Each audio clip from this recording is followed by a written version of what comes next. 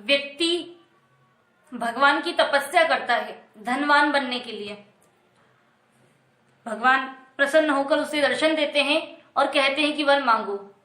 वो कहता है कि मुझे कुछ नहीं चाहिए। तो भगवान कहते हैं कि हमारा आगमन खाली नहीं जाता, हम आते हैं तो कुछ ना कुछ तो आपको लेना ही पड़ेगा, कुछ तो हम वरदान देके ही जाते हैं। तो फिर उसने कहा कि ठीक है, मैं कुछ मांग लेता हूं। उसने से सोचा कि हाँ ठीक है, मैं कुछ मांग लेता हूं। तो भगवान ने बोला कि जो मैं तुम्हें दूंगा उसका डबल तुम्हारे पड़ोसी को मिलेगा। अब वो व्यक्ति मन में सोचता है कि अगर मैं गाड़ी, बंगले, रुपया, पैसा, धन दौलत ये सब मांगूंगा तो मुझसे ज्यादा मेरे पड़ोसी के पास हो जाएगा, मतलब मैं तो फिर भी छोटा ही रहूंगा।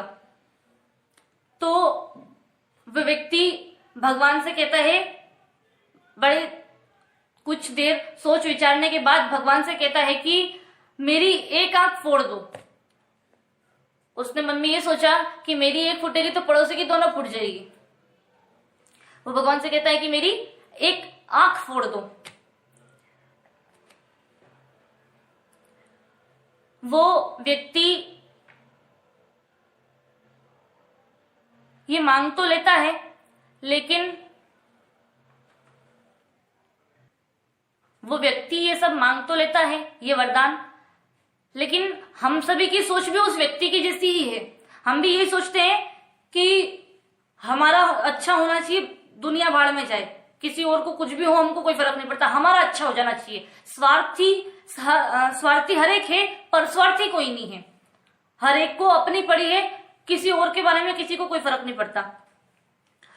भगवान तो सिर्फ उसकी परीक्षा ले रहे थे कि आखिर इसकी सोच कितनी है, आखिर ये चाहता क्या है, और उस परीक्षा में वो फेल हो गया।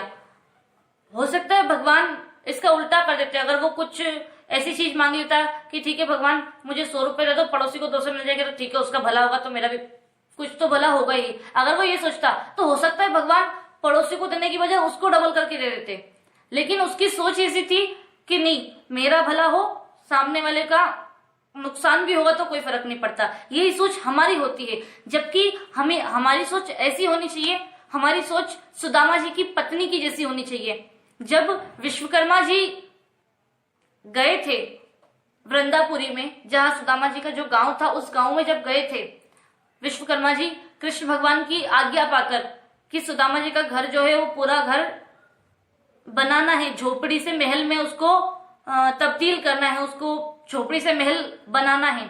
जब वृंदापुरी गए थे विश्वकर्मा जी, तब सुदामा जी की पत्नी ने विश्वकर्मा जी से कहा कि मेरी झोपड़ी आप ठीक कर दोगे, अच्छी बात है, लेकिन मेरी झोपड़ी आप तभी ठीक करोगे जब आप पूरे गांव के लोगों को ठीक करोगे। जब आप सभी लोग, ऐसा नहीं है कि मैं अकेले यहाँ पे गरीब हूँ, पूरे गांव के लोग सभी की हालत एक जैसी है, तो आप जब सब कुछ सही करोगे उसके बाद ही जो है मैं मेरा घर बनवाऊंगी। हमारी सोच भी उनकी जैसी होनी चाहिए, और इसी बात से, उनकी इसी सोच से जो गांव वृंदापुरी के नाम से पहले जाना जाता था वो आज सुदामापुरी के नाम से जाना जाता है। हमें भी हमारी सोच सुदामा जी की पत्नी की जैसी रखनी होगी कि हमारा भला हो तो ठीक है, लेकिन सामने वाले का भी भला होना चाहिए।